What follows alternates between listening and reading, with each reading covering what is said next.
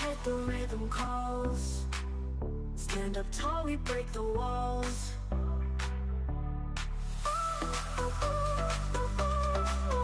Train it up, train it high. Next gen reaching for the sky. Push the limit, don't ask why. This is how we're born to fly.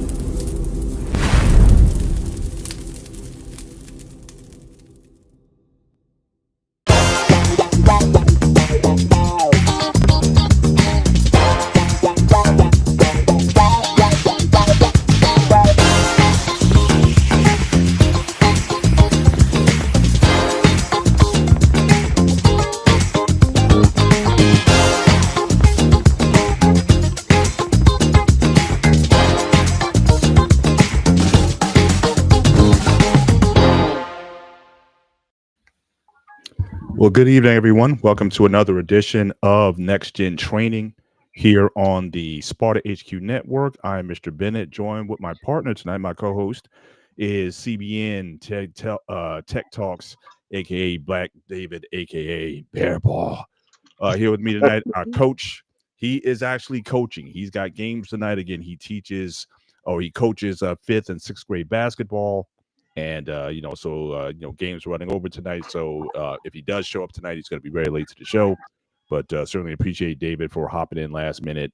Certainly to be of service tonight as we go over a very extensive topic tonight. I have a slide deck that I'm trying to load, and it's showing me that it's uploaded in the back. But there it is. Okay, cool. I didn't see it on the other side. Perfect.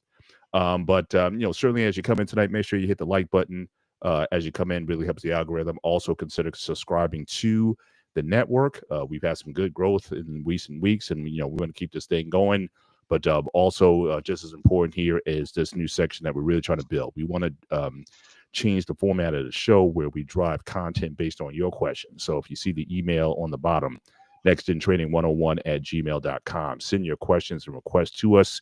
And as we pull those questions, we want to be able to create content for shows, have Q&A shows where we take questions, especially if they're of a similar topic, and use that as the topic of discussion for the show. So certainly looking forward to, certainly your participation in that.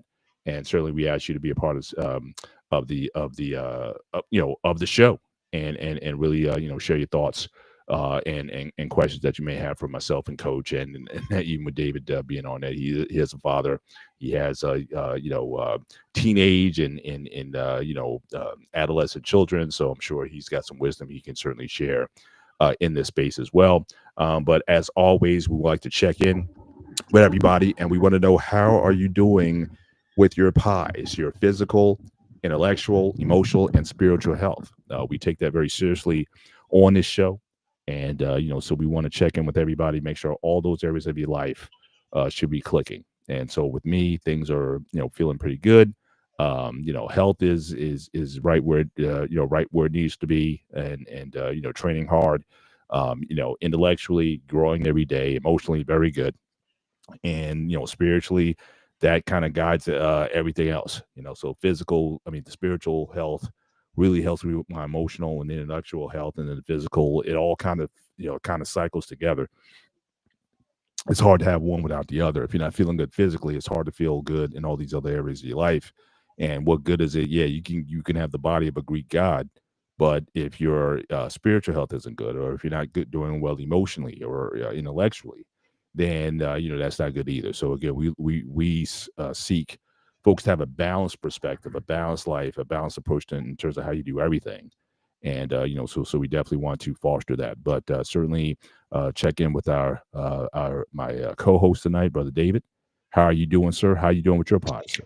That's a good question. I've been trying to get back into working out as much as I can. Often I have my resistance band, which I will bring in an example, which I'm talking about in case people don't have weight.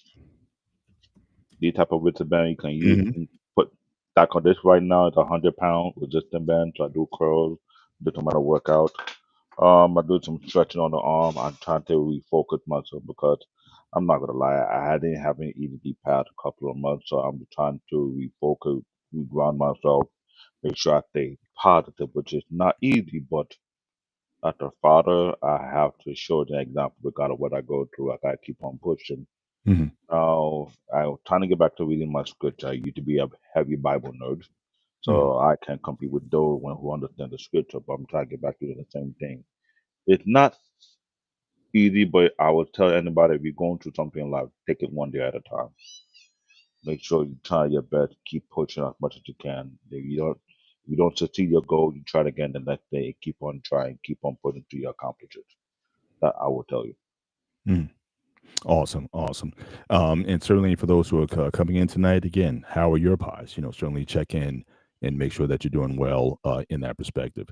Um, because of the amount of data that we're showing tonight, David, if you can flip this just a bit, make the presentation a bit bigger. You can put us on the lower side. I really want to make sure that I really kind of drill on these perfect. And as we go through some of this content tonight, really big topic. As you saw the banner coming in, honestly, I didn't even see the banner like fully. Like when I saw it on my phone, the banner, but I didn't know what it was until I brought up just before the show, and I just saw the team that they had on there, and it was basically it looks like it was a women a girls basketball team, but they seem to be special needs. And I didn't even think of that when we talk about the subject tonight. But I think it certainly goes to show again the importance of certainly youth sports, youth athletics, what it can do certainly for people of any background or situation. And I certainly that's the experience that I had growing up with youth sports. And again, at the capacity I was able to play it, I was never naturally gifted athletically. I didn't play organized sports until I was 14 years old. And and that was my I did track, did football 1 year, but basketball for 3 years. And even then, I can honestly admit I was never very good at it. But I always will give deference to my coach at the time, Coach Frank Sipod of Highland Park High School. He allowed me to come on. I carried a clipboard for a year just because I wanted to be a part of the team. So I got to ride on the buses. I got to be part of the action. I got special access to things that other people didn't get access to, and he had pity on me. I was like Rudy on if you remember that movie Rudy. I was Rudy on his basketball team, and so I'll always be indebted to him for giving me that opportunity just to be a part of something. But I was thinking about what would have happened if I would have started or if I had the proper home environment where I could have started in athletics a lot at a younger age. What if I was able to start playing organized sports at 5, at 6 years old, like others? Um, Where could I have taken it? Because I got fairly decent when I got to college. I dunked the basketball for the first time when I got into college. So I was definitely one of those late bloomers when it came to things. But again, what if you had the opportunities to put your kids into a situation where they could really excel in sports? But again, as we know, though, there's a cost to those things. So part of the conversation tonight, we're going to be dealing with youth athletics, certainly from as early as age 5, all the way up through high school, the different avenues that you can go to in order to explore youth athletics, but then also keep in mind that there's costs involved when it comes to that, and you have to be very mindful of those costs. And some parents take it to extremes. You have to start asking yourself as a parent some questions. Are you basically trying to live vicariously through your kids by putting them into all these different sports and playing for these clinics and everything for them to participate, or are you genuinely interested in them, actually, their own individual development, or is it about you being able to do something that you didn't get a chance to do as a kid? And I've seen a lot of parents who certainly it's easy to kind of fall into that trap. Certainly, especially once you start getting some money. Once if you might not have been great athletically, but you were smart enough to do well professionally. and now you want to, certainly share some of that with your kids. And I can understand that drive and desire to do so, but those are things that you need to be mindful of. But what about you, David? Did your kids participate in a lot of sports? Did you enroll them in a lot of things? Or like you said, you're still raising kids. So I was. what's the current menu of sports for them? Let me say this. The only person in my family that got into sport was actually my son. He Hmm. joined the junior varsity basketball team and tried to get into the junior varsity basketball team. But before that, I was always trying to push him since he was in elementary school to get in fitness because if I really had to look at my background, just like you, I started playing organized sport when I was in high school, but was most like in junior high school. Hmm. I got into soccer. Then from there, I got into the other sport until I got to do mixed martial, but was actually martial arts to karate. And what I learned getting into martial art, I didn't realize it would end up being a core foundation of my conditioning and my strengthening. Because for one, I will be considered to be the sport jock or the sport junkie. I've tried all type of sport. I've tried tennis. I tried basketball. I've tried volleyball. I've done soccer. I've done powerlifting. I've done bowling. I did track and field. I actually did a 200 meter. That was not easy.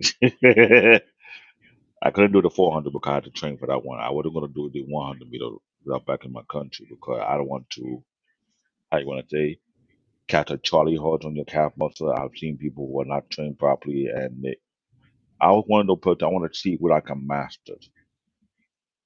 And looking at my son, he got into basketball. I'm like, okay, good, but he wanted to play soccer more than basketball. But based on what the school provided, it's always the challenge. Like you just said, it's a course. Hmm. And I think the course, it depends on where you live. Because unless you are a person who has traveled around the country through your job and you see different environments, you see different, you start to realize it's always based on the jurisdiction you live. New York City, either you go to a charter school or elementary school, it depends what the school provide for the kid to enroll in.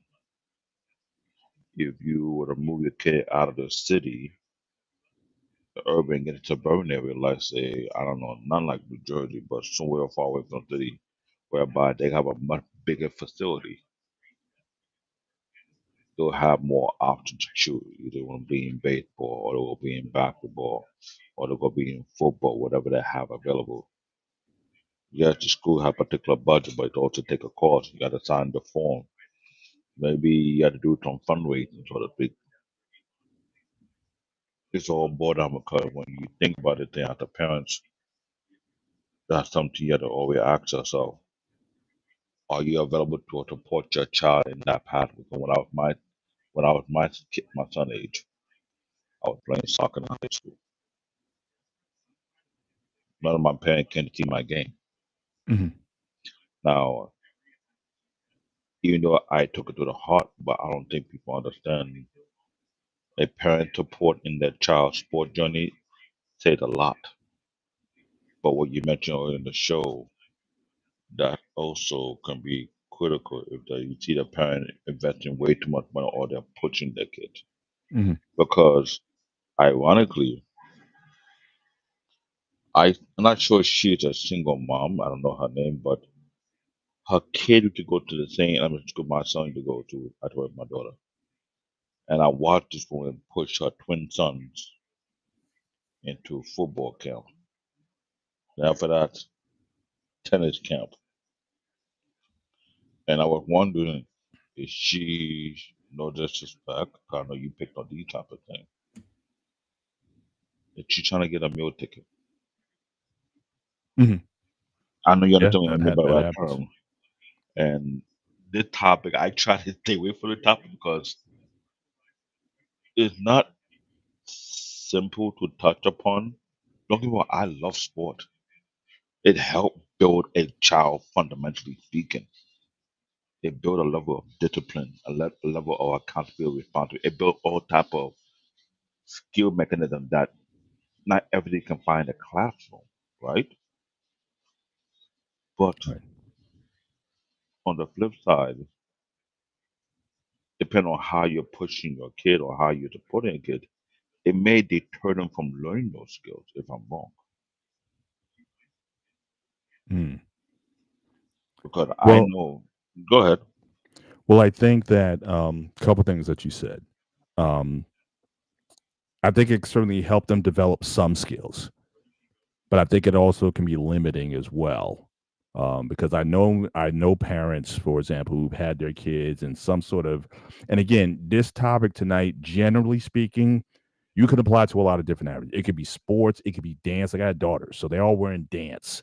Oh, So it's kind of a similar kind of grind as far as the costs and everything involved. So you can apply this in a lot of areas. Um, I've seen a lot of parents who had their kids basically in sports, travel teams, the whole line, all the way up from as young as they could all the way up through high school. And I still saw, even though they kind of had that team dynamic going, they still were lacking certain fundamentals because there's other avenues in life besides sports. There's certain things that you learn, for example, from having a job. I was real big on that. I knew that my daughters weren't going to be the next ballerinas or the next, Dancing with the Stars or whatever. So I think I figured that out pretty early. But the one thing that I'm always pushing is, certainly when my daughters turn 16, my wife and I told them, okay, this is kind of when the gravy train stops a bit.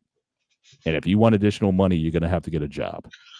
So unless you want to wear Skechers and Old Navy clothes, if you want the more high end clothes, you want Nikes, you want certain brands, you're going to have to buy those. And I think those type of lessons that they got are just as important as the ones that they were learning in any dance class or any sporting event. And sports. I've always said, for 99% of people, sports is a luxury and a privilege. But working, having a job, those are now you're talking life essentials. Those are things that are going to carry with you a lot. Now, again, it doesn't mean that sports doesn't inform, but I've seen a lot of cases where sports has been so dominant in the kid's life that they know very little of anything else.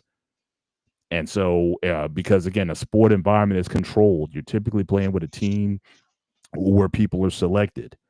Whereas in a work environment, you're going to be working with people who may not come from or share your background at all. And you're going to have to learn how to deal with those sort of things. So, again, sports is a much more controlled environment than working.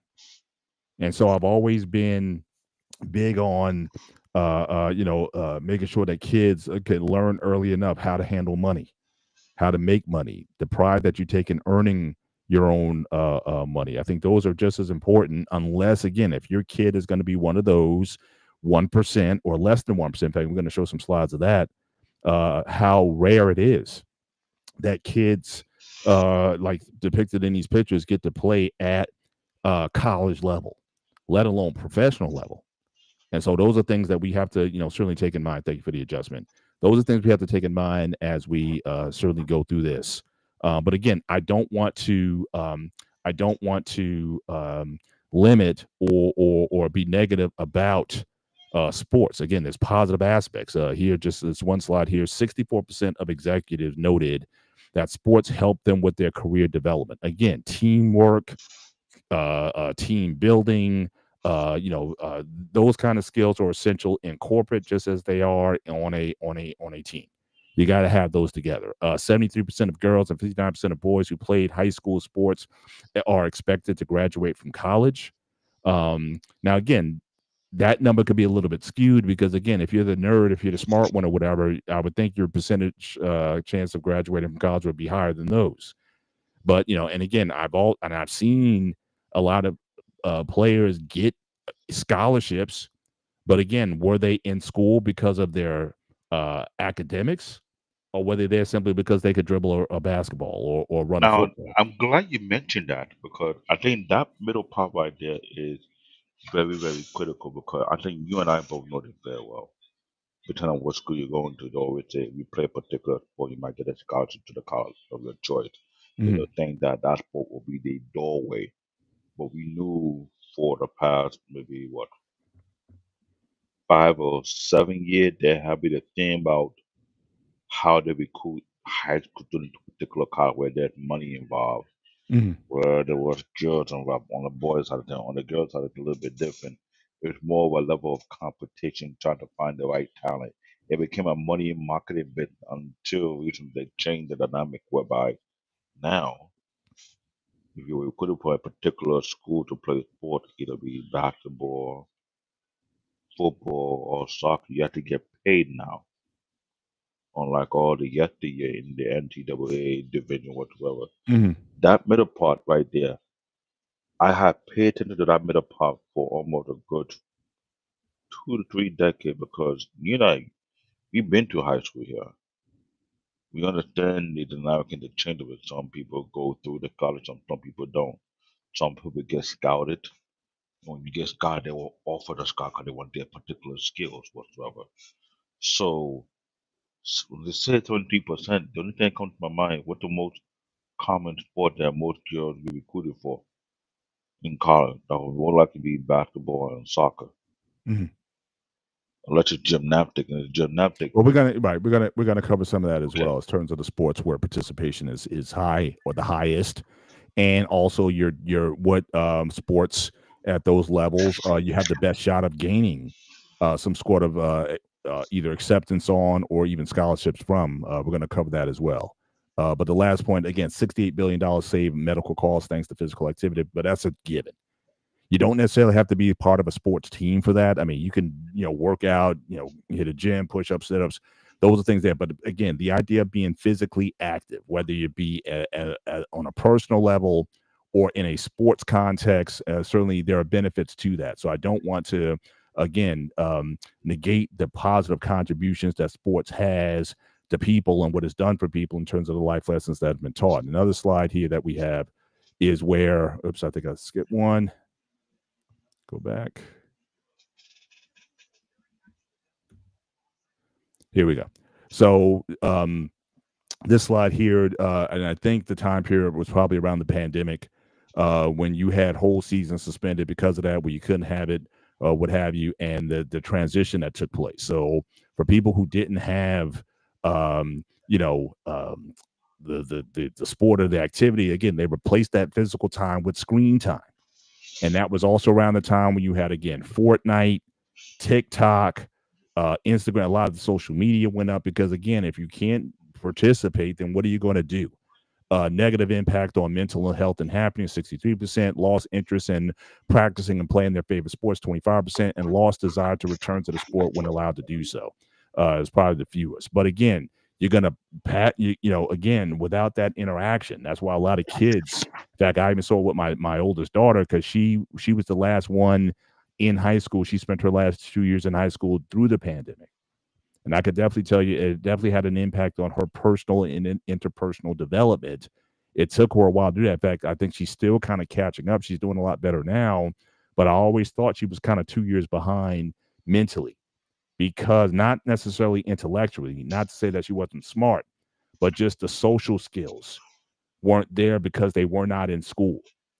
And so compound on that, if you do enjoy playing a sport, but you can't play the sport because again of the lockdowns and all the situations that were going on, clearly not the fault of the students, but here you go where again, and we talk about the influence of social media and how social media blew up, especially during that 5 year period where again people replace the physical activity for again the games and the social media content and streaming and all those kind of things. So again, not having these things can certainly have a detrimental effect on all of us, but also for a kid, especially if you're in high school, adolescence and whatnot, you're going through that, to have some of your best years taken away from you because of that, those can certainly have some major impact on your overall development. But did you see this with your kids as far as the when you said your son was in basketball, but during the lockdown, I mean, did that During the change? lockdown, I would say Yeah. that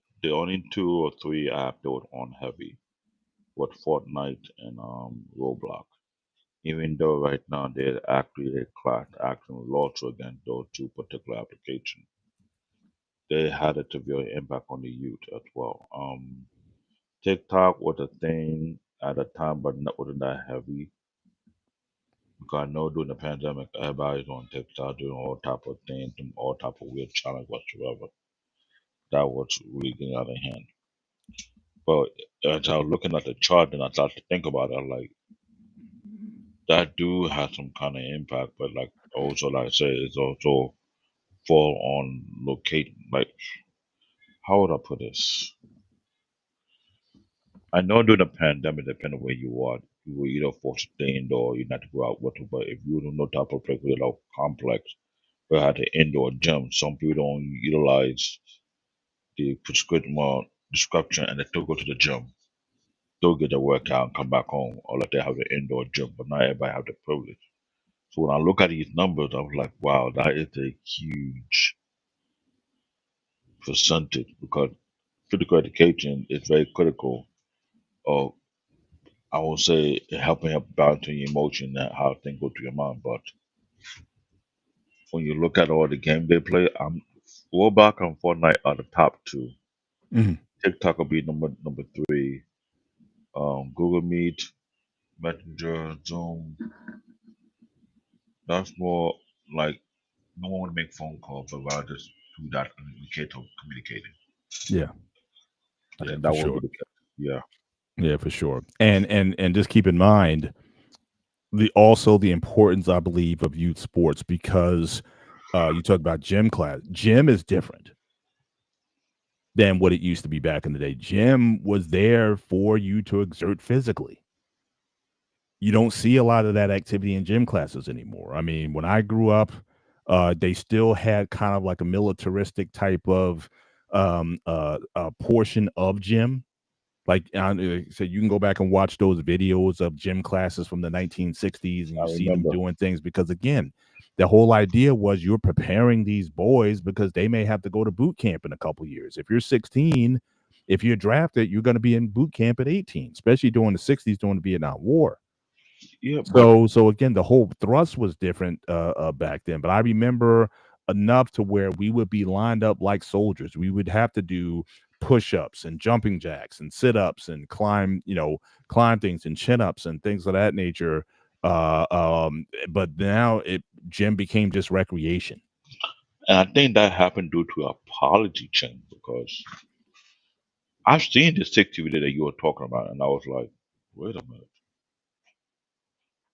We don't do that in the 80s. It was like we did some of it,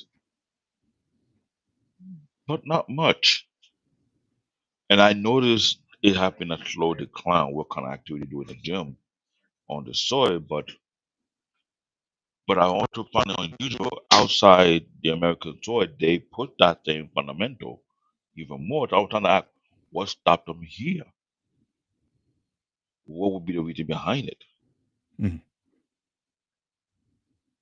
Because I know when it comes to boys, when it comes to fit and everything, they have a way of self motivating themselves or to make it to a challenge, whereby who could do the more push or who could do the more squat, who could, Mhm. and male ego parents, when you see your son competing among their peer about who can just leave them alone, stay out of their way, let them be.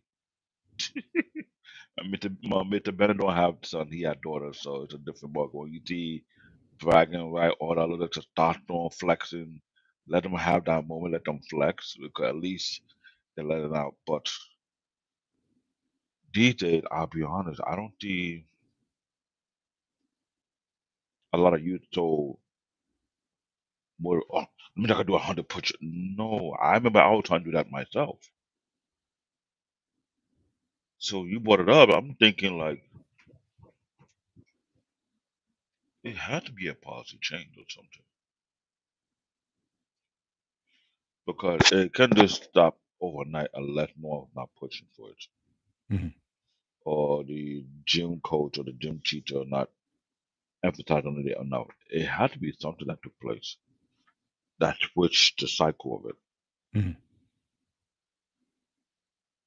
I'm just guessing because even I paid attention. I was just wondering how come we're not doing what we do, like you Well, said. again, I've said this on other shows. I mean, war or the threat of war has always been a motivator in terms of how people move. You move out of necessity, not necessarily out of luxury. And typically, the whole idea when you get luxury, when it's peaceful, you kind of get fat and lazy, and there's no motivation.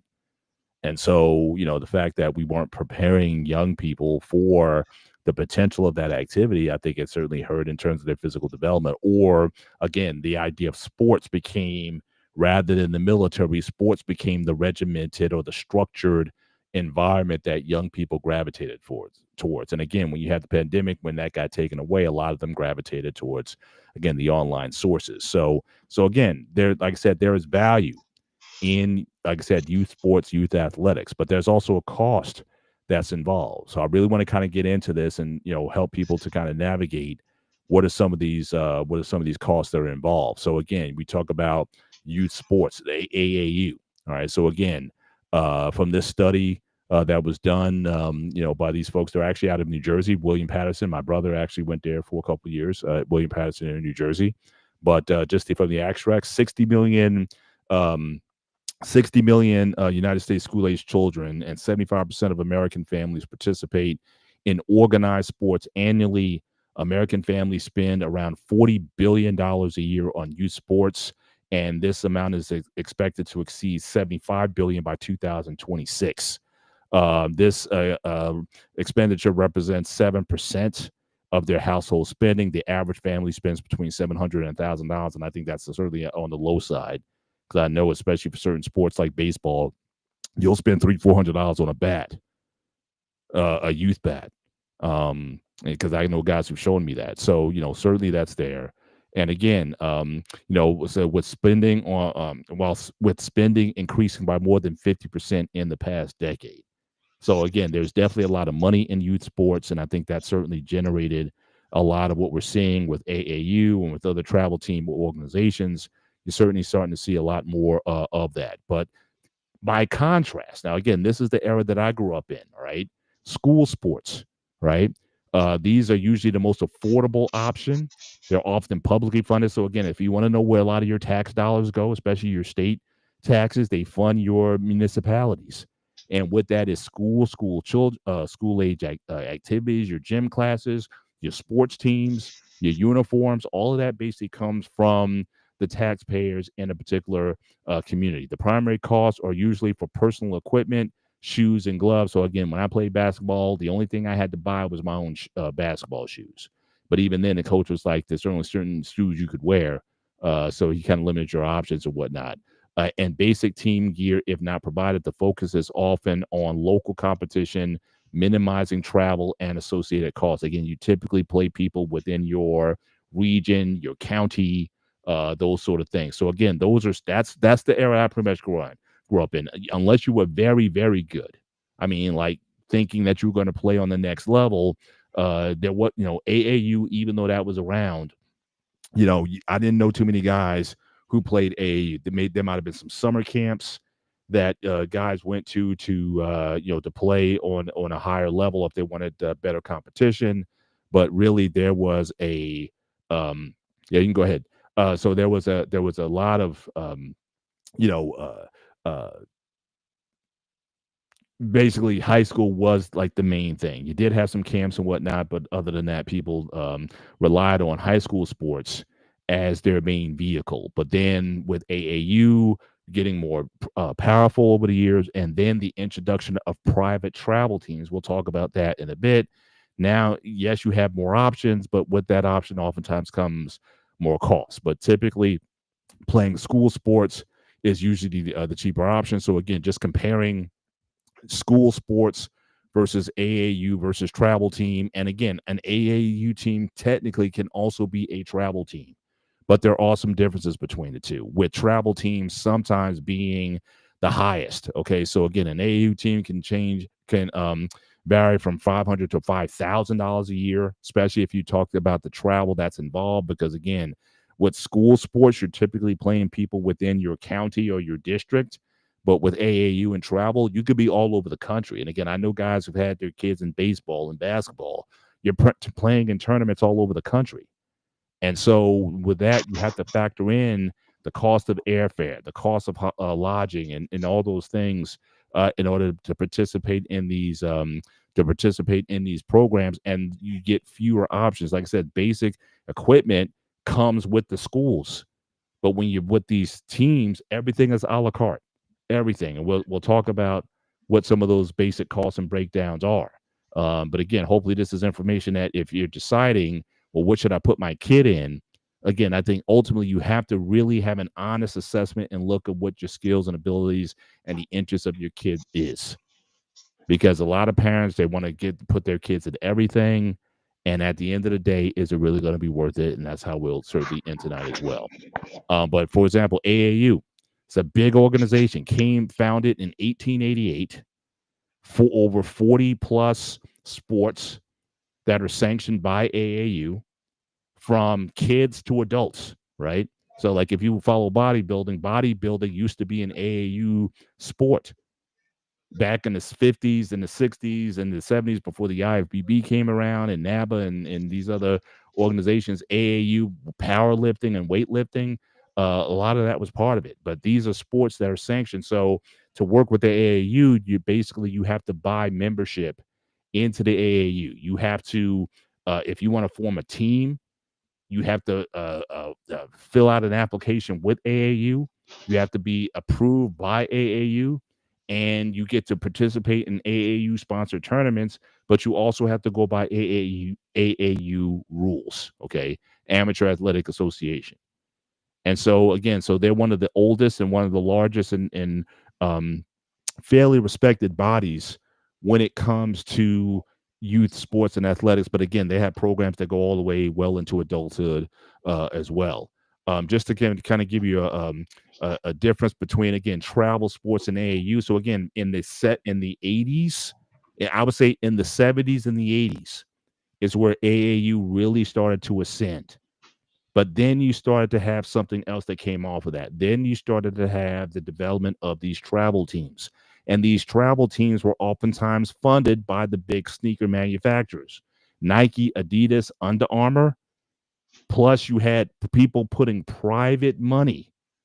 Again, AAU was basically funded and supported by memberships and participation in fees and dues.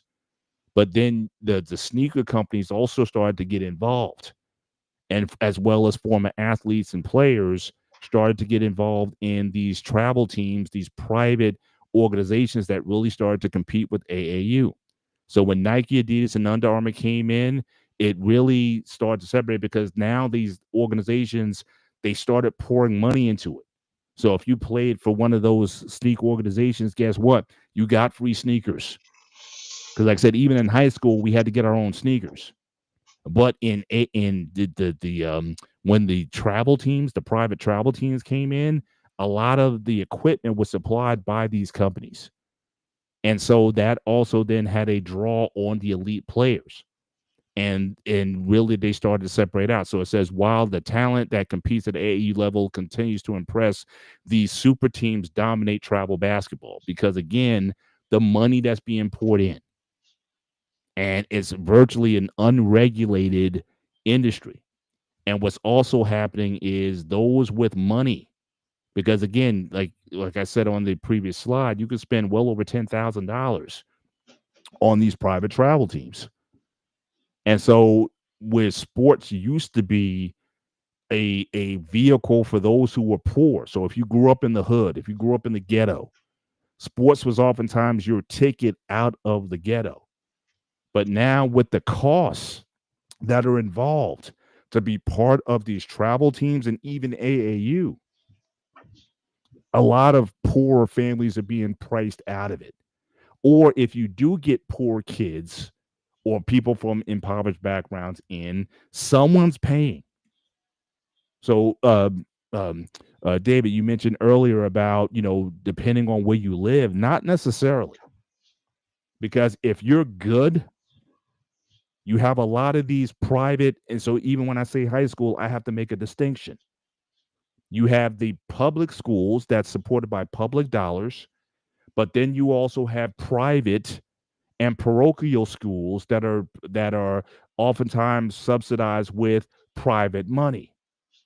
And so you would have schools now in New Jersey for years, for decades. St. Anthony's in Jersey City was arguably one of the top basketball programs in the country.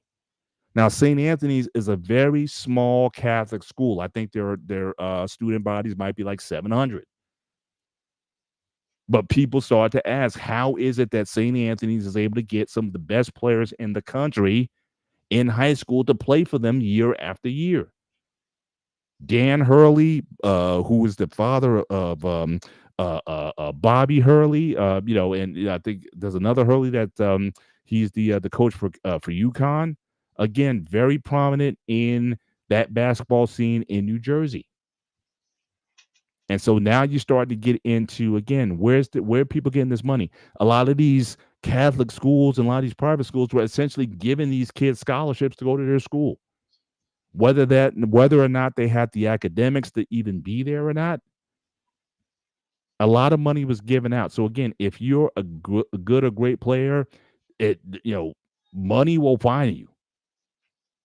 And people will throw money at you in order to participate in their programs. But if you're in high school, that's going to be probably the fairest that judges on merit. But again, you're going to be limited to playing within your county or your district. But if you want to play against the best in the world, or it's just see how elite your skill set is, well, then there's these other options, the AAU primarily, and then you also have the private travel teams. And so those are things that you have to be that you need to be mindful of. The last point here: finally, joining AAU requires additional fees for parents and coaches, while travel basketball organizations outside of AAU do not incur those fees. Although the fees are minor, starting at $16 a player, these can add up. Add extra expenses to budget-conscious parents. Playing non-AAU tournaments can reduce costs for travel basketball, but again, it depends on what it is. In a lot of cases, it's a lot more than AAU, especially when you got the sons of NBA players. They're gonna get the looks, they're gonna get the love, oftentimes from these groups. When they come in there. So again, there's levels to this that you could participate in. So you have high school or school, just public school, but then you have the difference between private schools and public schools. You have AAU in similar organizations, and then you have the private travel teams, the ones that are sponsored by, like I said, sneaker and apparel companies that get young people into sports. So all these are things that, when contemplating where to go, certainly these are things that you have to consider. What kind of commitment, what kind of money that you want to put into these things. Going here, some of the cons of it, of playing on some of these AAU and travel teams. Some of the things that are getting too many games and not enough practice. Again, a lot of these guys are super teams, just like kids are not necessarily being coached. If I get the best players or the most physically gifted players, more times than not, they're going to beat teams that you might be more skilled, but they don't have the physical abilities. And so a lot of times what happens is, you're on these teams, you're playing with these great players and whatnot, but again, they prioritize winning over development, player development. Coaches may lack certain certifications and skills, and teams may sometimes suffer from star-driven environments.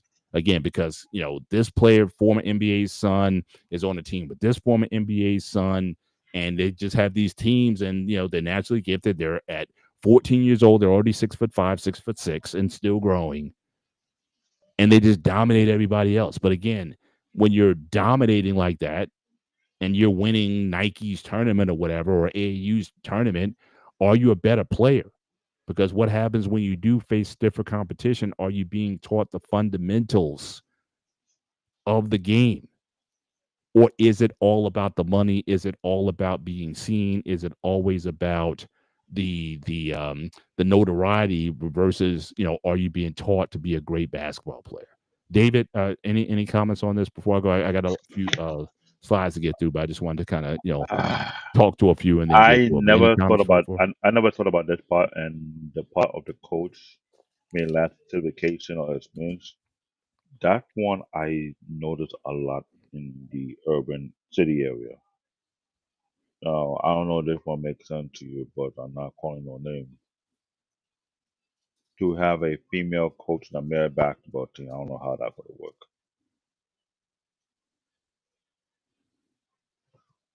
Mm. It's not just not finding the right coach. Are you able to recruit the right one? That's Yeah, the because kicker. again, to sponsor an AAU team, all you need is basically to register and follow the rules. Whether or not you're a good coach or not, that's not part of the criteria. So again, it's a membership-based organization where people sign up to be a part of it, and you got to abide by their you have to abide by their guidelines. But again, but these super teams and these travel teams with these players, are you getting better?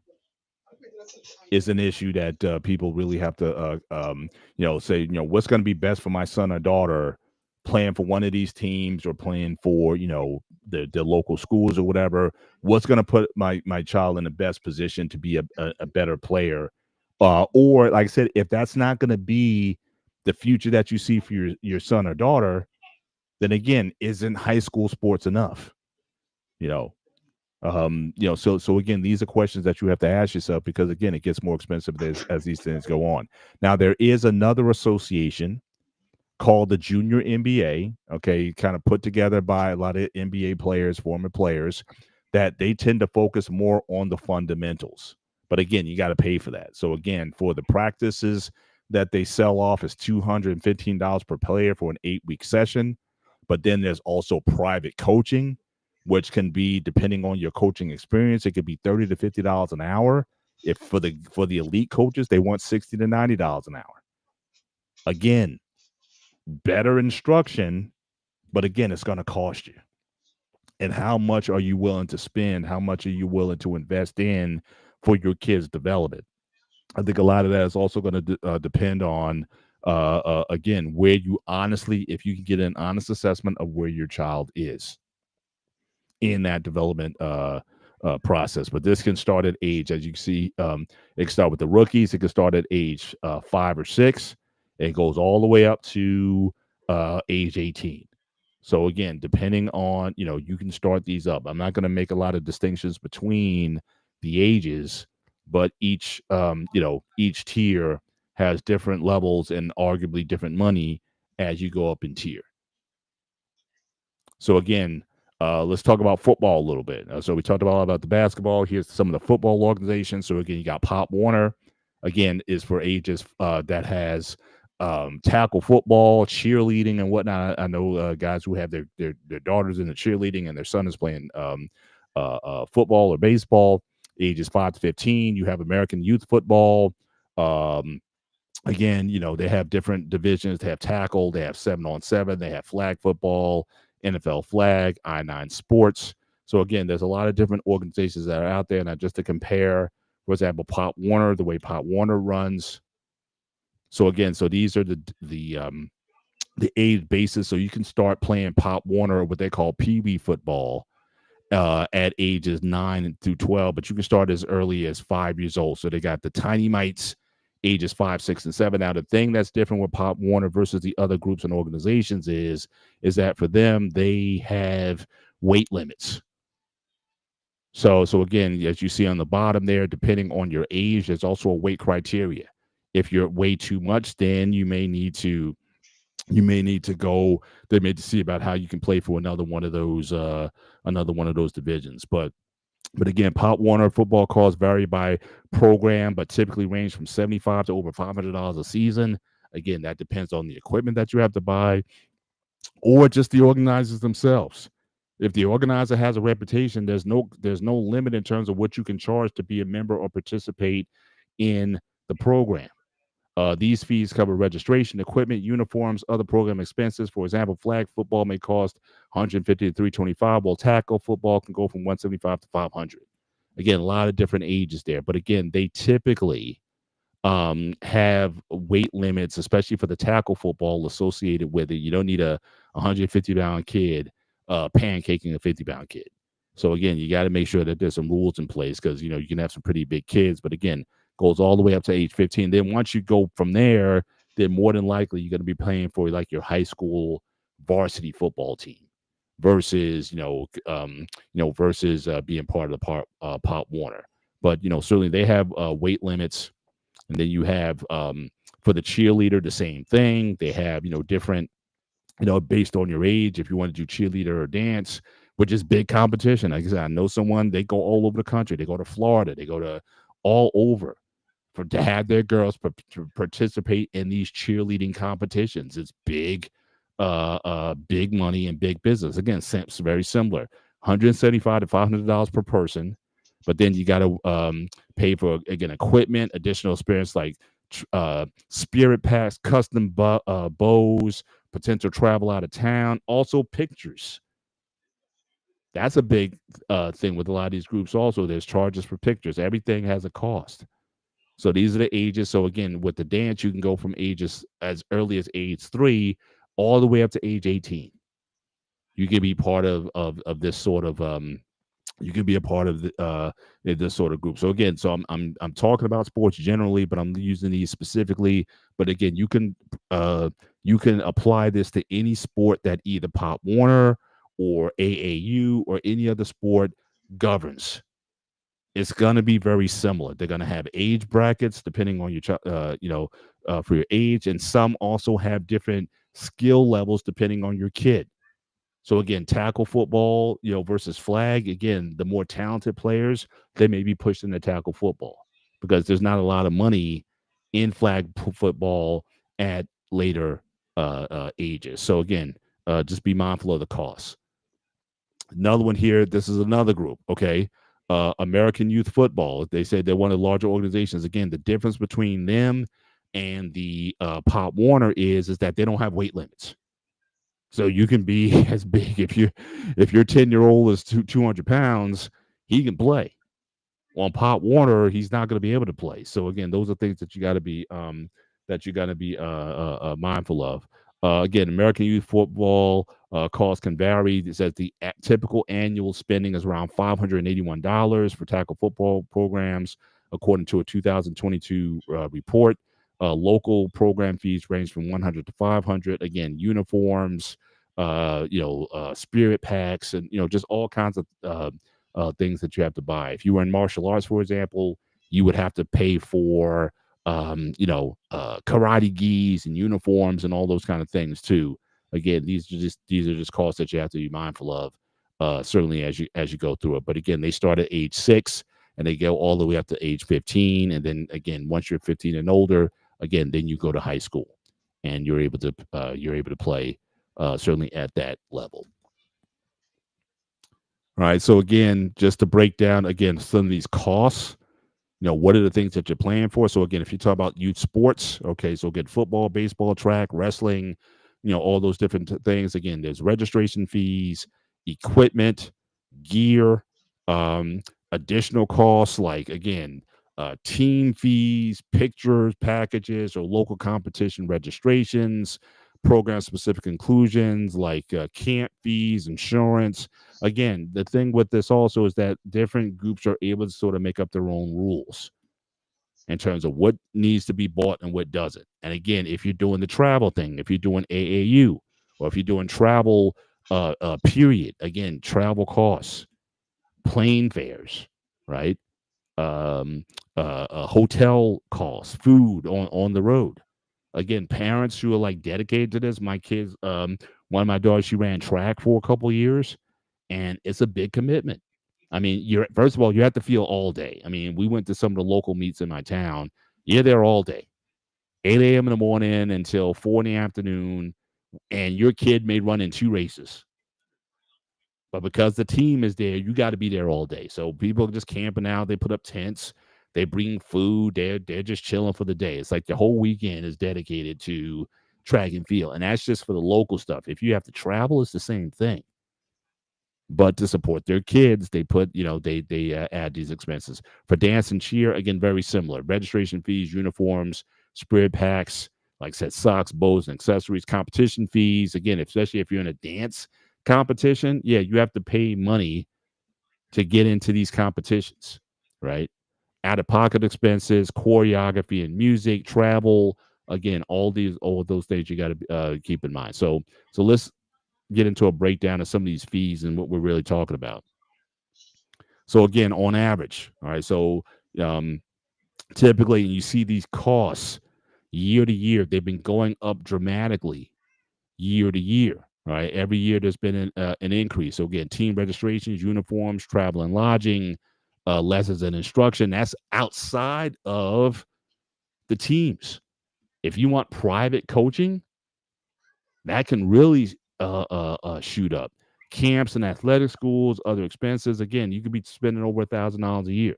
Now, for some, it's a drop in the bucket for them to do that, and they don't mind doing that. For others, like I said, sports used to be for the poorer classes. Sports used to be the way you used to be able to get out. Now, maybe not as much because of the incurred expenses that you have to pay. And again, I would even still say, even with a lot of those are cheap, especially for baseball. That is cheap compared to the uniforms, the bats. Like I said, a friend of mine, he's got his son like bats. Each bat's like $200-$300 per bat. And when his kid grows up, he needs a bigger bat. And so, it's constant. You're always spending money, certainly in the endeavor. If you look at again, um, the cost of each sport. So I think David, you asked this question earlier when it comes to uh, where the money goes or who spends the most money.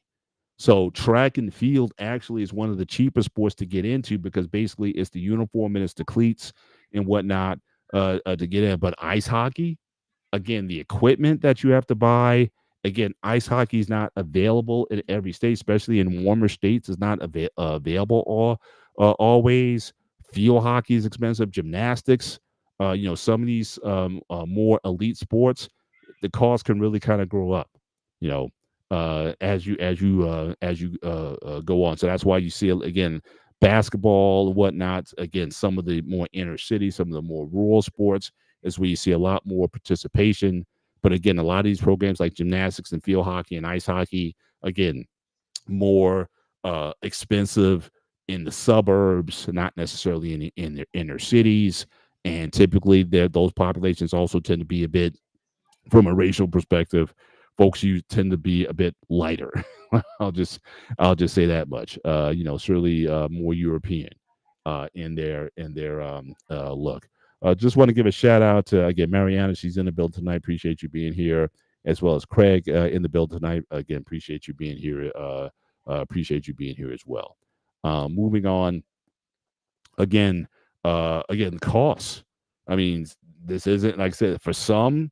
If you got money like that, it's a drop in the bucket. For some other people, 57% worried that sports will cost more, 42% stress in terms of how they pay, 30% will need some financial assistance. So I know some friends of ours, they've had to take on an extra job, work overtime, work two jobs just to pay for their kid to be part of the team. I think even Russell Wilson, I think his dad, Russell Wilson, NFL quarterback, I think his dad worked extra or his mom worked extra jobs just to make sure that he could participate in all the football camps and everything that was going on. And 85% plan to shop with brands who support youth sports. Again, that's why I get Nike and Under Armour and Adidas. That's why a lot of those programs are, certainly are there when it comes to, the cost of it. But I think we got Sparta in the build tonight. How you doing, sir? Yo, my man, how we doing tonight?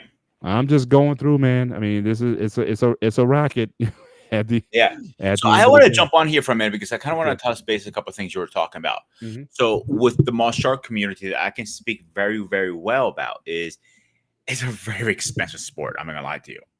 So people don't understand how much the first year I always used to quote my parents between 5 to 1,000 on the low end. And I'm not talking about tournaments, gear wise. Mhm. So it depends on the level of the gear you want to get. Gi. All right, you can go with a $20 gi or $150 gi.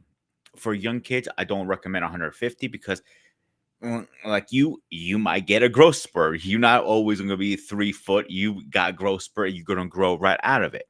Right. So that's one. Second, the sparring gear, you don't want to go for a P1 or P2. You want to go for that's a basic one. Very simple, 50, 60 bucks. But if you hit the P levels, P1, P2, P3, and up to P5, I use P5. That can run you about, it really depends on Central. That's usually the normal provider of martial art equipment. Right. They will go about, I want to say, the price have changed so much. I paid about $300 for my gear, if that makes sense. Yeah. So it wasn't, it's a good gear. I'm not gonna lie to you. It's a very, very good gear. But is it worth the price tag for the kids? No, unfortunately. I will say that right now. It's way overpriced for kids because they're going to grow out of it. They're going to a P1 basic gear. You're looking at, I want to say about a year, 2 years into before you need to replace it because that stuff gets beat up pretty bad. You know what I'm saying? Right. So now let's talk about tournaments for a second here. Yeah. You have to pay for tournaments. So does the school pay and you just reimburse the school, or every participant pays directly? Every parent has to pay. Okay. Like, for example, you had $3, correct? Am I right? Remembering correctly? 3 daughters, yeah. Okay. So let's say your $3 were into martial arts. I was Sensei Pete, okay? So I will start announcing during my classes that tournaments coming up, blah, blah, blah, blah, blah, whatever. I'll hang out flyers to you guys to understand where the location is, the time is, and how much per event is. So usually 30 to 50 bucks will get you in a mission event, meaning you only get one event, from sparring to katas to weapon katas. All right. Now, team katas and team kata weapons, that's a whole different ball game now we're talking about. So you usually get one when dimension. Now, anything in addition, it depends on the tournament. It could be $10, it could be $30, it could be $50. It really depends on a high level tournament it is. Right. Does that make sense at all?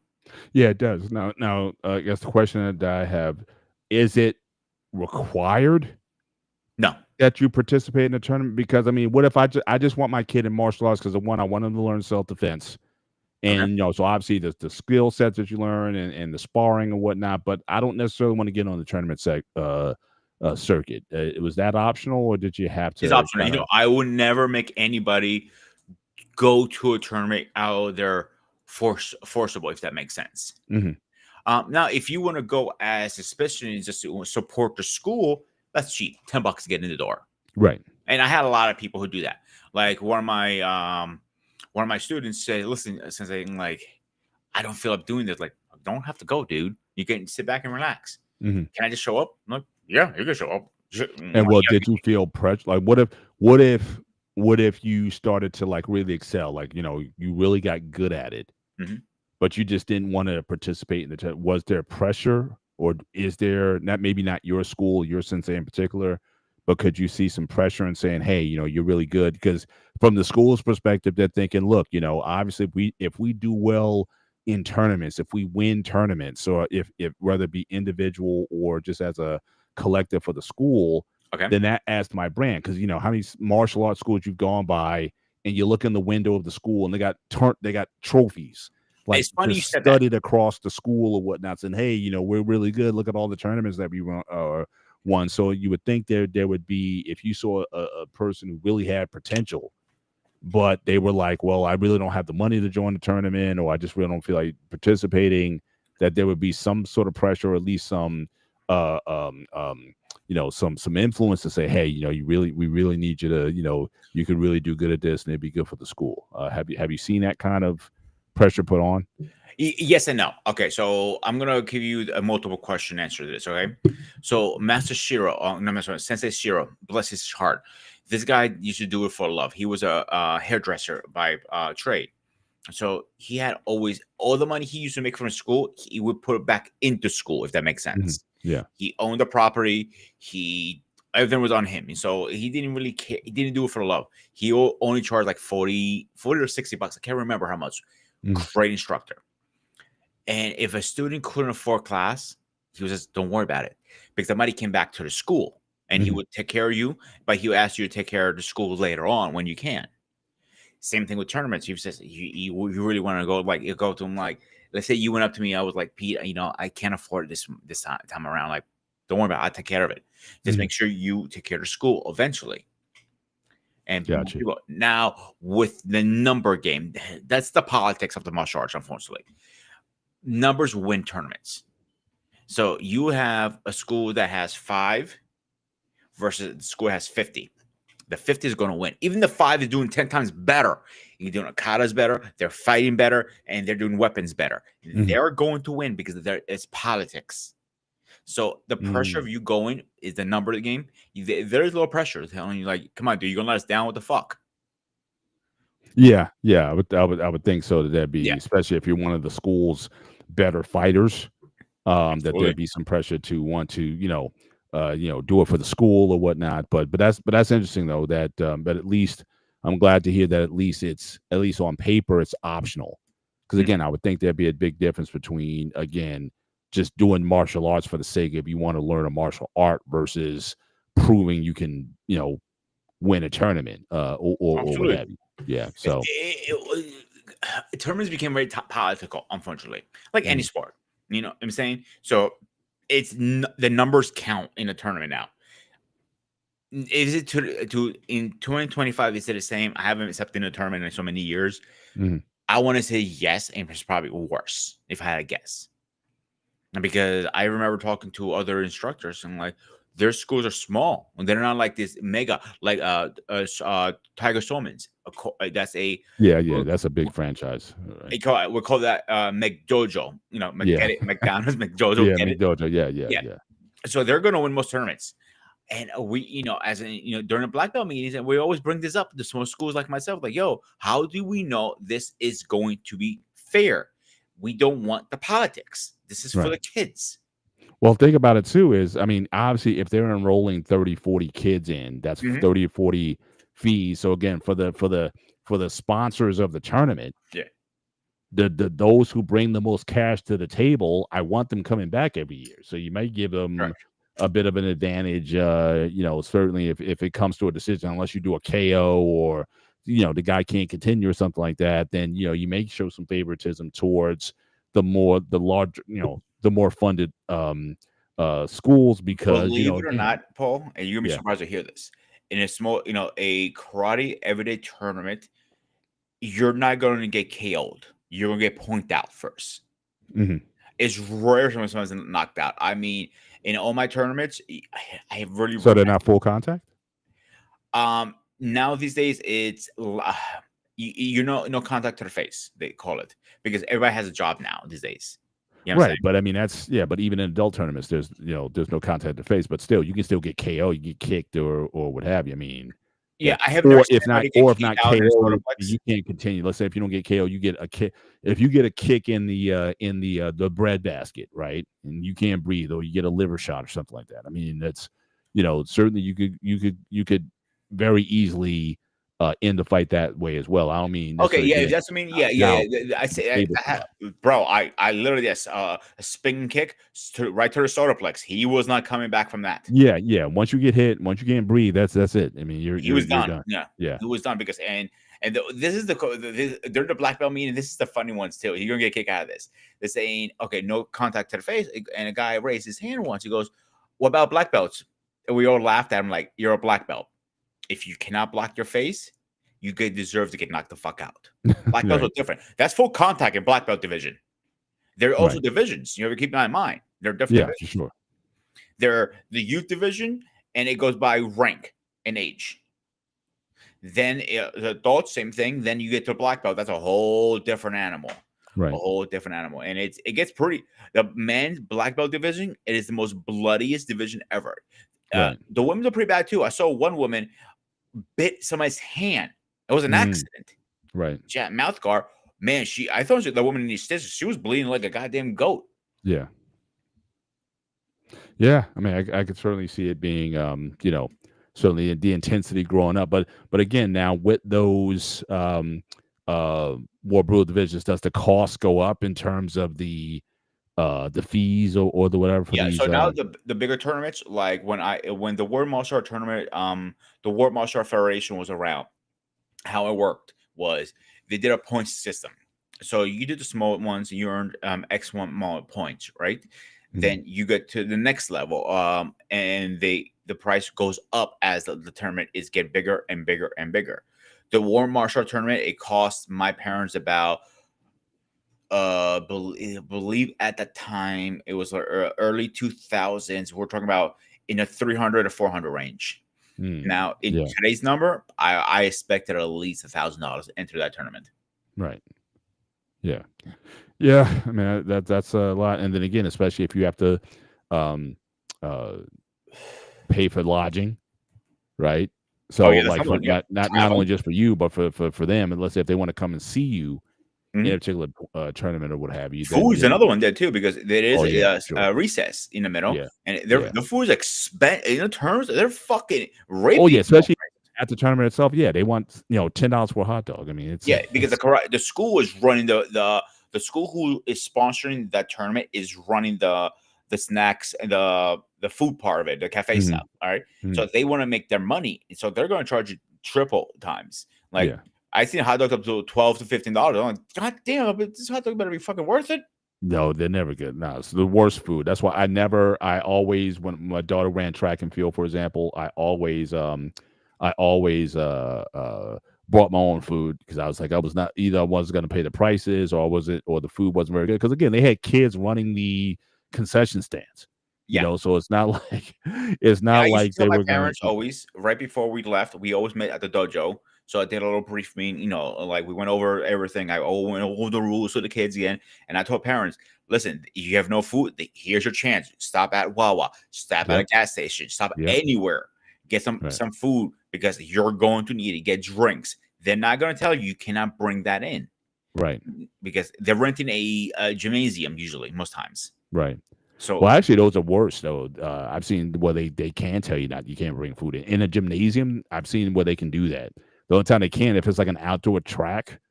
I haven't, like I said, with track and field, since you're mostly outdoors, they don't have those kind of restrictions. But I've seen like basketball games or I whatnot. never seen it in a You karate trying to bring in style. McDonald's or something like that? Yeah, Yeah. that sometimes they, because Okay, again, they well, all know McDonald's is that kind of like you shouldn't bring McDonald's at a karate tournament because you're going to cramp up when you're trying to. I know. use I'm just as an example. Yeah. I'm just saying, just bringing in outside food. No, yeah. that's So at a karate tournament, maybe it's a little different versus a school event right. because you're renting their facility. You're not. The school is not running the event. Right. That's the different. The catch-22.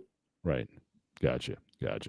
Gonna move to some of these Yeah, go here. ahead. Just let's get a further breakdown. So again, for some parents, again, you may not have that bread, and also keep in mind, what if you have multiple kids? It gets You're more gonna have expensive. those costs can go up dramatically when you have multiple Absolutely. kids involved in different sports and activities. So again, rising costs. Again, for 20% paying well over $1,000 a year and up, and again, that's per child. So again, the cost can really start to add up after a while. Once you do household income, obviously you make more. And again, I don't begrudge anybody if you have the means and the wherewithal to involve your kid at any level. I'm not here to be envious of someone else's worth. And so if you're making that kind of money, yeah, you would expect that more money can go into your kids' activities. But as I said at the beginning of the show, times have changed in that it seems like the more affluent you are, the more access that your kid has to better training and therefore better access to the better AAU or the the travel teams. You seem to have more access and more opportunities to be seen.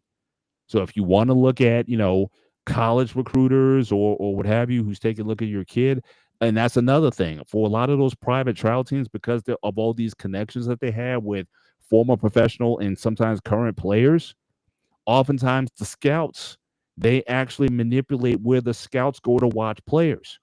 You may not necessarily go to the high school to watch a player.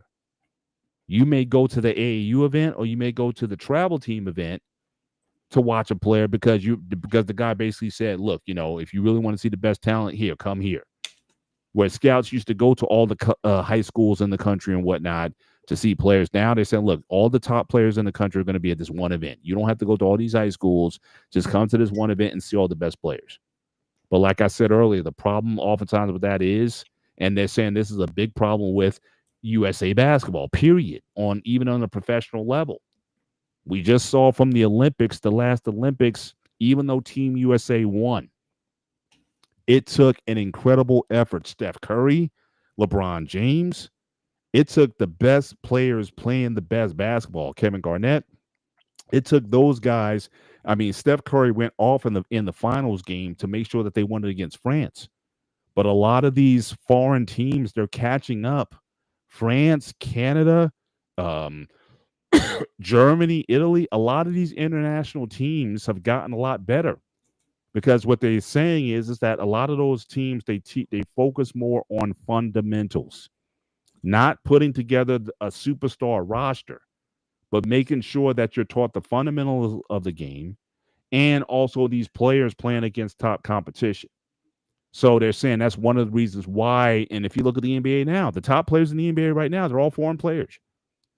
You know, Jokic in Denver, and you got Luka, who's playing for the Lakers now, and the Wembanyama, who's playing with the Spurs now.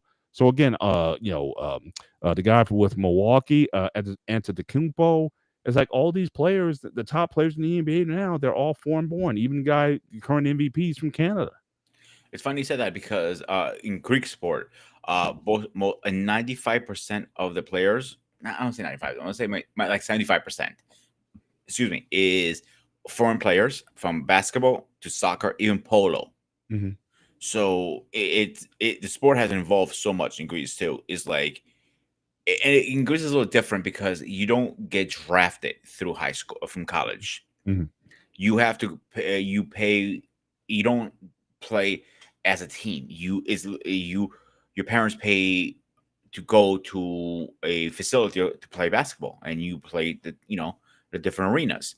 And most times the arenas are major team. Let's say Olympiacos, for example, you play at the Jets arena, and you play versus the Giants arena, and they have the smaller teams and so on.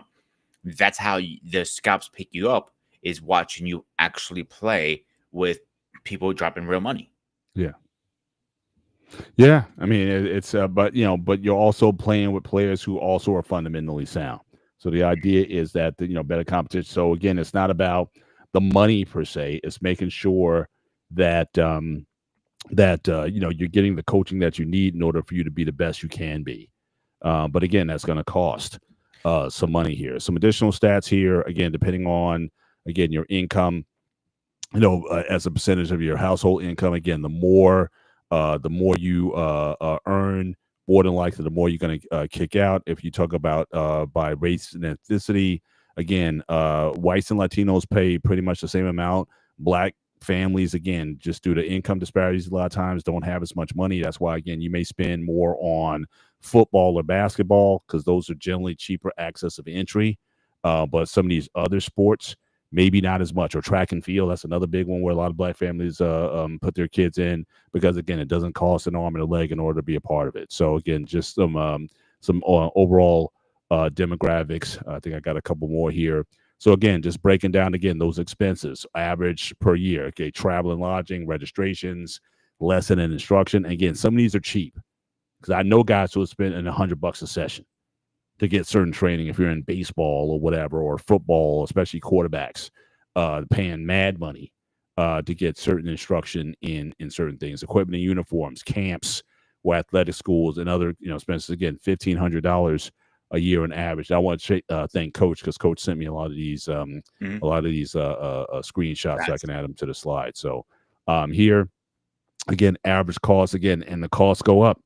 So again, based on your age, again, the cost of entry gets higher as you go along, because again, more competition, higher fees, bigger tournaments, and other activities. These are things that you have to be mindful of to get into these areas. And this is what I wanted to kind of end with. kind of like where all this goes. So again, as a parent, you really have to be mindful and understanding why is it that you have your kids in these activities? Because anybody who has any ambition to think that their kid is going to be playing, they're going to be the next Michael Jordan or the next top quarterback or whatever. These are sports. So again, high school participants. So just look at baseball, for example. Baseball, 478,451. And this I got from the NCAA website. Okay. So these are the legit numbers. They track this stuff, right? Basically, out of the 400 and almost 500,000 players, less than 40,000, less than 10% play at the collegiate level. It's a very small number. Division 1, which is the elite level, 2.4%. Division 2, 2.4%. Division 3, that's your local Ramapo College. That's your local or TCNJ college. I don't know what schools would be in PA. That would be like a Division 3, Pete. But Penn State. No, Penn State's Division 1.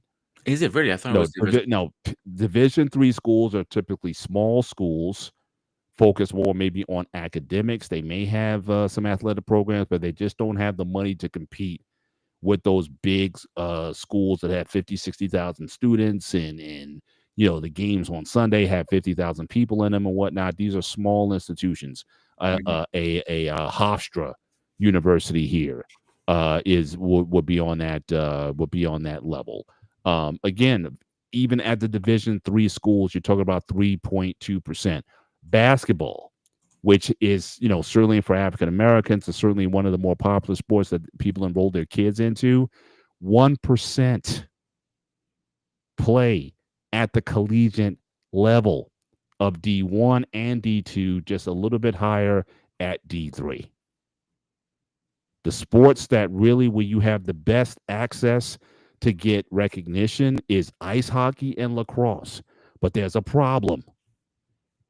Those are the most, if you go back to the previous slide, those are the most expensive sports to get your kids into.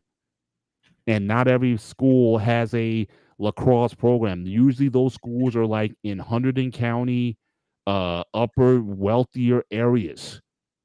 Morris County in New Jersey, again, pick your areas, Pete, in PA that, where the more affluent, where the rich people live in your area. Mm-hmm. If their kids aren't going to a private school, but if they're going to like a very high-end public school, that's where you're more than likely going to have ice hockey and lacrosse. Urban schools typically don't have those programs because, again, it's too much money to run them. But if you are able to get your kid into those programs in youth and allow them to go through and they're able to exceed at the higher levels in high school, then their chances of getting either scholarship money or the ability to play at college level goes up. 13.3% for ice hockey, 14.4% for lacrosse. It is not a poor person sport. Wrestling at the bottom, again, less 3.2% overall of high school wrestlers wrestle at the collegiate level, 1% at Division 1. So see, here's the thing. I'm looking at the list. There are two sports that I'm not surprised that they're on here, and they're pretty high. Golf is one of them. I hear a lot of parents putting kids in golf now these days, saying, "Oh, my daughter's going to get into golfing." I'm like, I don't think so. It's very hard. And when they're, and this is like average people who are making, the average wage is about 55 to 60,000. I believe is the average right now. Mm-hmm. So somebody who's making 55 to 60,000 a year, spending all that money in golfing, jeez. Yeah. You need a loan and a half. Will you have what future will you have? Because these numbers I'm showing now, it's the same numbers at the pro level. So you talk about from high school to like high school basketball, from high school basketball to Division I basketball is 1%. And out of the 1%ers that make it at the college level, 1% get to the NBA.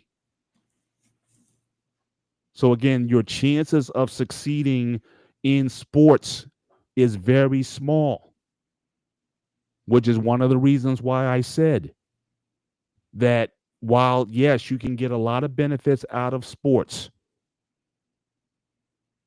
having a job and learning the value of money and developing a work ethic there is just as important, because that is going to be more so where your future is, not sports.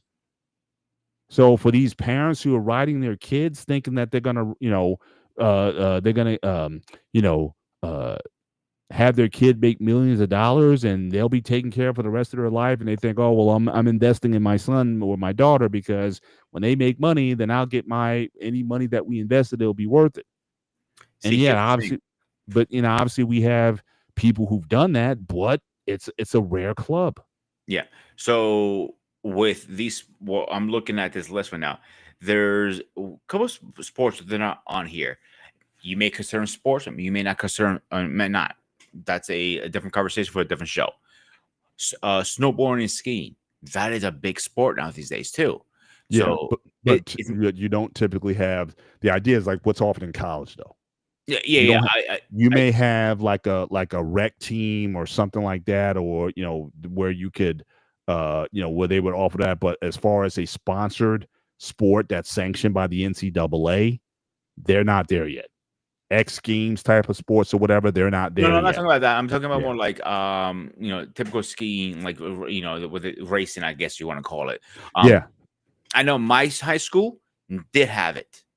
So, but I'm in a snowing area too, so it's very common up here. Right. So, Right.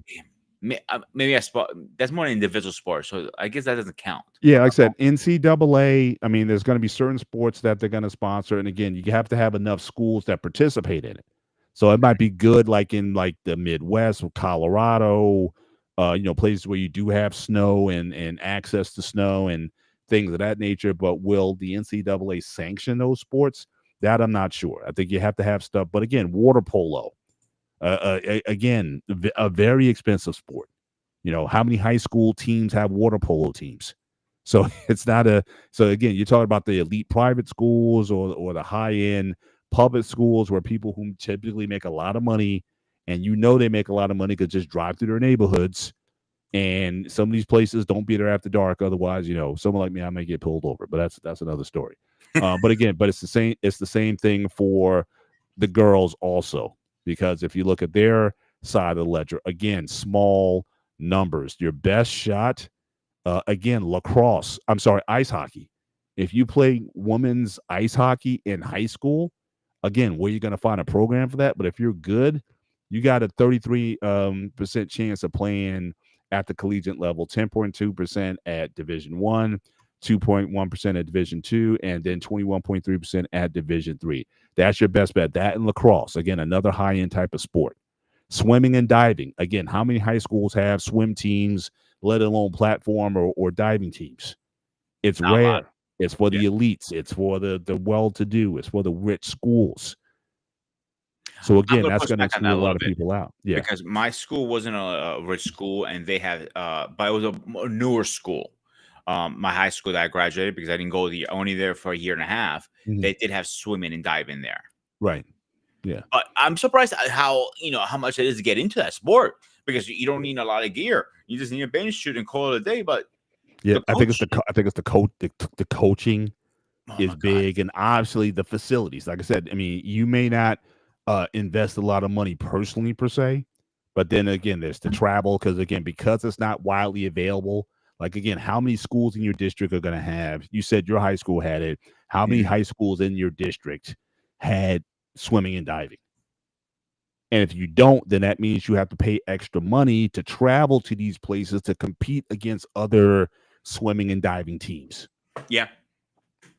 And so all those costs are going to add up when it comes to training. So I put all this together just to say, again, I am definitely, if your kid has an interest, not only in sports, like I said, my girls primarily, they did dance. I had one who did track for a minute, had another one, she did soccer for a minute. But generally speaking, I think sports is a positive thing. It's an activity to get them physically active. All those things are good and proper. But at the same time, again, you don't have to join a sports team to be active physically. And then second, the costs that are involved for such a limited output. If you have these ideas in your mind, oh man, I just want to just make sure I get my son a scholarship. Well, the money that you spent on the sports for all those years from age 5 to 18, that could have been this college money right there if you were interested in them getting school. And another thing I said earlier was what I'm concerned about again, the lack of work. Because again, even in these sports, you're in a very controlled environment. But in a work situation, I would make an argument that it's even more challenging on all levels. Mentally, again, you're going to be working with different types of people, your social interaction. And I've seen kids who they their whole high school, and then the parents, they would say, oh, well, they got their whole lives to work. But then the problem is like when they do get out there and see how the world is outside of sports because again, most of these kids are not going to play college ball. And so what kind of kid are you going to have graduating high school and he spent his whole life being in a car or on a bus, playing in a tournament and coming home versus having to deal and interact in the real world? In college, where you have different types of people or whatever, or in the workforce or what have you, is that person going to be adjusted because things aren't going to be necessarily so easy to come to them? In sports, you have a specific skill set that you had to simply to perfect, and you had to do it over and over again. In a work environment, it's a lot more, which is one of the reasons why I insisted that, again, when my daughters turned 16, we told them, y'all going to work because mom and dad are not going to pay for all your expenses. If you want Nike Airs, Air Force Ones, you better get a job. Otherwise, you're gonna wear Skechers, which was the kiss of death. And I was like, oh, Skechers. It's like, no. Back then, Skechers were the loser shoes. Yeah. But for them, it was like, no, I am not wearing Skechers. So it's like, well, you better get a job.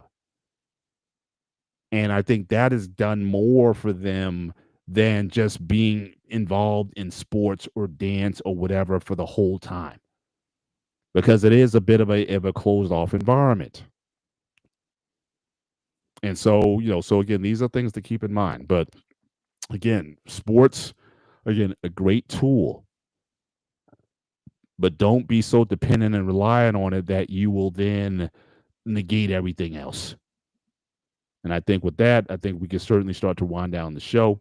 I just want to, again, shout out to Coach. Coach provided a lot of this. I had some of these already, but Coach also provided me with some slides, and I know he's working some games tonight. So I'll look forward next week to getting a heads up on how everything went. But certainly, as we said earlier, certainly we want to drop content for the show. We want you guys to be a part of it. So again, nextgentraining101@gmail.com. Make sure that you submit your questions there. As we compile questions, we'll start to build show content. We'd like to have Q&A shows where we deal with your questions directly. So make sure you pass this information on to other people. And if you wouldn't mind, Pete, I know we have a Next Gen Training playlist that has been recently generated. If we can post that in the chat, so that people can take that, watch some of the content that we've done, share that with, especially with parents. Or people if you have young people, young adolescents and teenagers in your life, young persons who are trying to figure some things out, share the playlist with people where they can certainly get some information. Again, we're just giving our advice. We're not experts in anything, but we like to give our advice on certain subjects that's dealing with your physical, your emotional, your intellectual, and hopefully in the future, your spiritual development. And so, so we want to be of service. And so feel free to ask us the questions and we'll do our best to try to answer them. But certainly with that, if you also want to take the deck down, you can do so. But the playlist for the Next Gen Training has been posted. And so make sure that you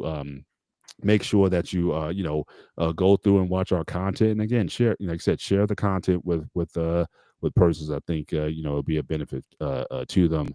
me and Coach, we love doing the show. We love, giving quality information and giving perspective for young people as well as parents to think about as their kids pursue certain endeavors. We encourage participation, but just as with anything, you need to know the cost of things and how things really run, because I've seen a lot of parents get burnt out being on the road. The marriages get strained because, again, you guys are on the road all weekend. You're not spending time together and whatnot. And it's all about chasing your kid all over the country, pursuing, I guess, their dreams, so to speak.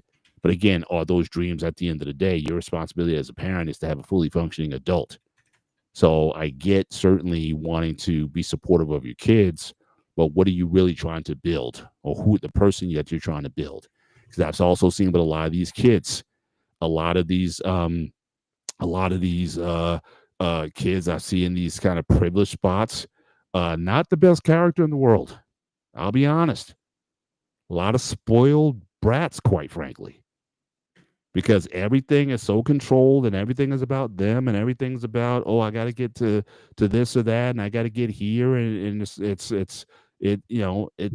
there's a lack of appreciation sometimes for for the sacrifices that oftentimes parents had to do in order to get their kids to participate in these events.